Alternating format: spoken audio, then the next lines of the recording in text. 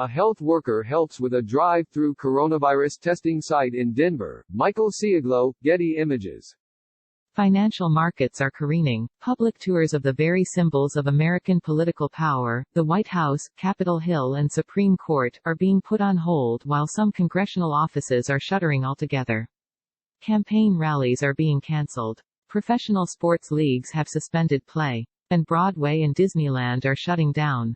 Each day, more and more employees are working remotely at companies large and small. Even the White House is considering mass teleworking. Schools are being closed or going virtual. Ohio students are getting a 3-week spring break beginning Monday, while schools will be closed for 2 weeks across Maryland and 6 weeks in 3 Washington state counties. And travel is being discouraged, and in the case of foreign visitors from most of Europe, banned. Some cruise lines are even halting voyages on their ships.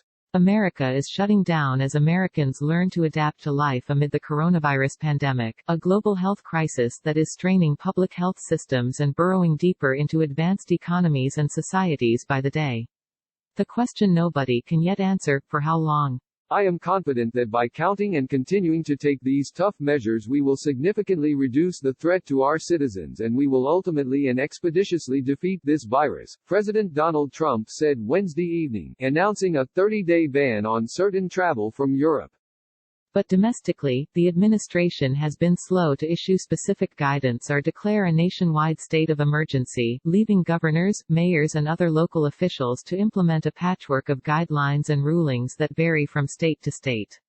The Trump team's response has been the subject of steady criticism in recent weeks amid its struggles to ramp up testing and rhetorical misfires from the president, who spent weeks downplaying the economic and public health threats posed by the virus spread. Futures markets immediately swooned, and trading was temporarily halted Thursday morning as investors fled to safety and stock indexes plunged. The Dow Jones Industrial Average plummeted more than 2,000 points, or 10%, by the close of trading, marking its worst percentage drop since the 1987 crash. Trump told reporters Thursday morning that he hadn't discussed placing travel restrictions inside the U.S. in states like Washington and California, where 34 combined deaths have occurred, but that it was a possibility if somebody gets a little bit out of control, or if an area gets too hot. You see what they're doing in New Rochelle, which is good, frankly, the president said, referring to the city in which New York Gov. Andrew Cuomo implemented a special containment area to manage the outbreak. It's the right thing, but it's not enforced. It's not very strong, but people know they're being watched. New Rochelle, that's a hot spot. House Speaker Nancy Pelosi, D. Califf, told reporters that it's kind of shocking to see the challenges that we have and the decisions that have to be made about people coming together. Even the typically laconic Senate Majority Leader, Mitch McConnell, felt compelled to acknowledge the widespread sense of alarm radiating outward from Washington and New York. The Kentucky Republican canceled the upcoming week-long recess in the upper chamber so Congress can pass bipartisan legislation to continue combating the coronavirus and keep our economy strong. This virus is challenging our nation in ways that feel unfamiliar to us, he said in an earlier statement. But our great country is strong, we are equipped, and we have overcome far greater challenges before. What began as health officials stressing the importance of washing hands and avoiding handshakes now includes government action against large crowds across the country as the nation races to mitigate the spread of the virus. In California, Gov. Gavin Newsom has recommended the cancellation of any gatherings of more than 250 people across the state through the end of the month, following the lead of Washington Gov. Jay Inslee, who announced a similar ban Wednesday in 3 counties. Most K-12 schools will remain open in California, but Disneyland Resort and Disney California Adventure will close Saturday until the end of the month. The Walt Disney Co. later said it would also shut down Disney World in Orlando, Florida, and Disneyland Paris beginning Sunday night until the end of March. New Mexico, New York and New Jersey are temporarily barring mass gatherings, while Oregon is banning mass gatherings for organized events for the next month. After nearly every Division I conference cancelled its postseason basketball tournament, the NCAA announced the cancellation of its national men's and women's basketball championship tournaments in addition to its remaining winter and spring championships. The remainder of the NBA's regular season won't be played, at least for the time being, after the league announced that a member of the Utah Jazz roster tested positive for coronavirus Wednesday. A second Jazz player tested positive Thursday. The WNBA is not in season, but with its draft a month away and the start of the regular season set for May 15, the league said it will continue planning for different scenarios and release further details later this month. Major League Soccer and the National Hockey League have suspended play, while NASCAR and the PGA Tour will continue without fans in attendance. Major League Baseball will delay its opening day by at least 2 weeks. And next month's annual Boston Marathon will be postponed. The State Department has urged Americans to reconsider their travel plans and paused its international exchange programs, while the Pentagon has shut down tours of the Defense Department. Meanwhile, the House and Senate Sergeant-at-Arms on Thursday announced the temporary closure of all public tours of the Capitol complex through the end of March. We are taking this temporary action out of concern for the health and safety of congressional employees as well as the public, House Sergeant-at-Arms Paul Irving and Senate Sergeant-at-Arms Michael Stenger said in a joint statement. We appreciate the understanding of those with planned visits interrupted by this necessary, but prudent, decision. The shutdowns, postponements and cancellations are likely to trigger more of the same from companies, campaigns and others as top health officials warn that the coronavirus outbreak will get worse.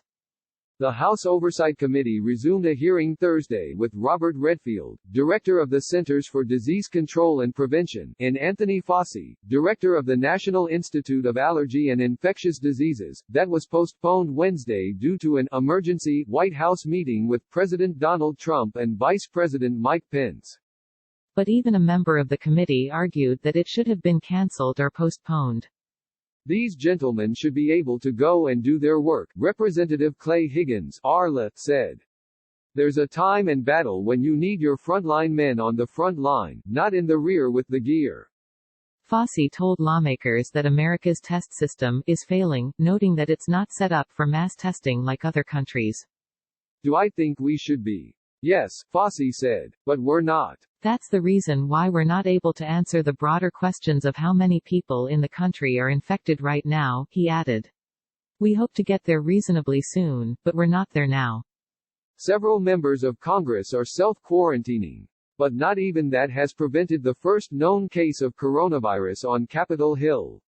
A staffer in Senator Maria Cantwell's office has been diagnosed with the virus, news that has forced fellow Sens. Sherrod Brown, Tom Cotton and Ted Cruz to close their Washington, D.C., offices.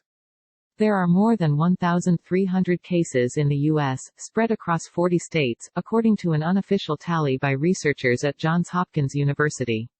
At least 38 people have died. The Metropolitan Museum of Art announced the temporary closing of its 3 locations Thursday, and Cuomo, the New York governor, said the state's new rules will affect Broadway as soon as Thursday afternoon.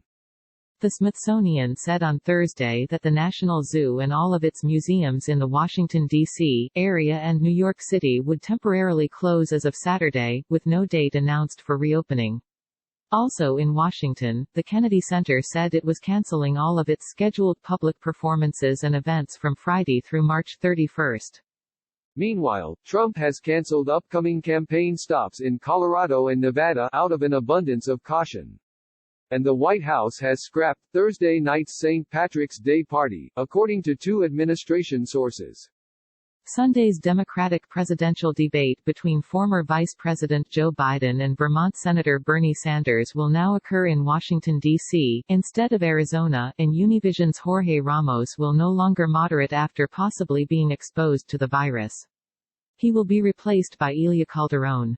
Biden criticized the Trump administration's response to the outbreak in a speech outlining his own plans for dealing with the pandemic. The administration's failure on testing is colossal, and it's a failure of planning, leadership and execution, Biden said. We'll never fully solve this problem if we're unwilling to look beyond our own borders and engage fully with the rest of the world. We have to confront the coronavirus everywhere. The former vice president was planning to hold campaign events in Illinois on Friday and Florida on Monday. But the Democratic frontrunner will hold his events virtually. A campaign event in Georgia set to be hosted by two Biden surrogates on Thursday has also been replaced by a conference call. Sanders, who held a roundtable with health experts in Detroit earlier this week, delivered similar remarks on the coronavirus. He called for unity amid what he described as a major crisis that in terms of deaths and economic impact is on the scale of a world war. But he also blasted the Trump administration for being largely incompetent. Nobody knows what the number of fatalities may end up being or the number of people who may get ill, and we all hope that that number will be as low as possible, Sanders said. But we also have to face the truth, and that is that the number of casualties may actually be even higher than what the armed forces experienced in World War II. In other words, we have a major crisis, and we must act accordingly.